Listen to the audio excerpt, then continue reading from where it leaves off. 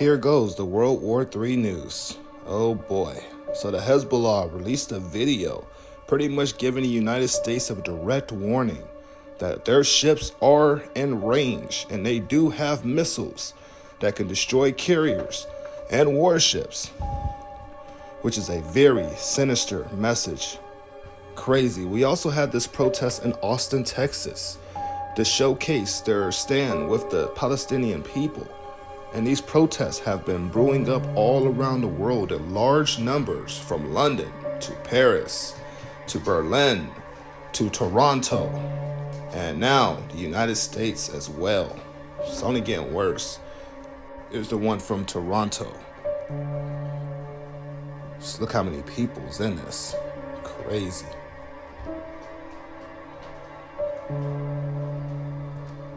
We have Israel doing more strikes, which happened on the Lebanese border.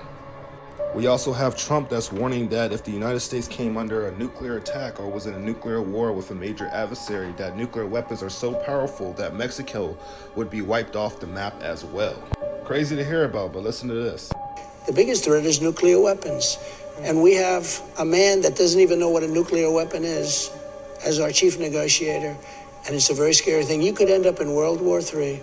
And if World War III happens, probably Mexico will no longer be around, because the power of nuclear weapons are so big. If they hit us, you're going to be wiped out too. That's how big. Damn, that's as blunt as you get, just telling the other country you're going to be wiped out too.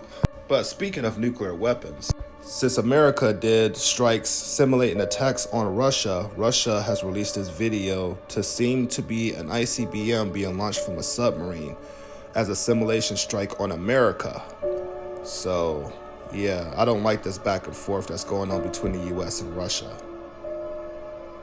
And then we got our China and Philippines issue. Middle of the West Philippine Sea, on a resupply mission to a Philippine Navy outpost in Ayungin Shoal, yet we're surrounded and outnumbered by the China Coast Guard, the Chinese Maritime Militia, and even the People's Liberation Army Navy. Rappler is on board the Philippine Coast Guard's Melchora Aquino on a resupply mission to the BRP Sierra Madre in Ayungin Shoal. The day ends on a win, but that's not the full story.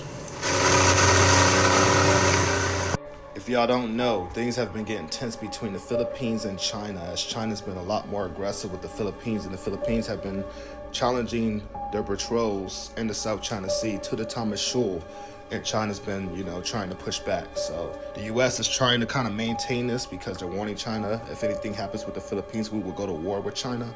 But that hasn't stopped China from taking action in the region. And then we got Israel moving tanks to the Lebanese border, getting ready for some kind of offensive up there, as the war seems to be intensifying as well. After a suspicious incident, NATO is now working to protect their undersea infrastructure. If y'all don't know what happened to NATO's infrastructure, Finland and Estonia's pipeline and telecommunication cables were severed. Sweden's and Estonia's was too as well, and the only suspects was a Russian vessel and a Chinese vessel, which now they're calling a deliberate act of sabotage, meaning that they did it on purpose.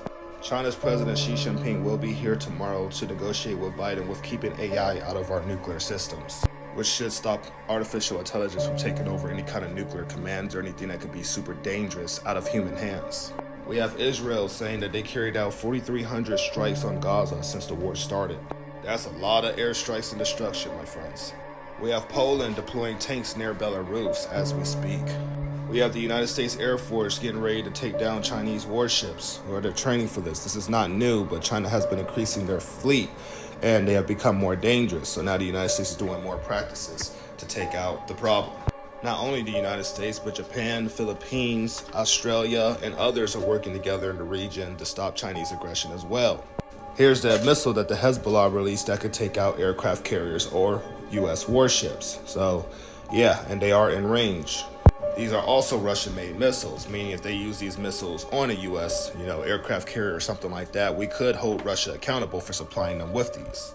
U.S. forces in Syria were targeted 4 times. It's been way more than 4 times, but at least in 24 hours it was 4 times. Now it's probably more, but we've been getting attacked way more in the Middle East because of tensions between Israel and Hamas. The U.S. have been doing airstrikes back, and they're saying that Iran personnel were present at the facilities hit by the United States in Syria.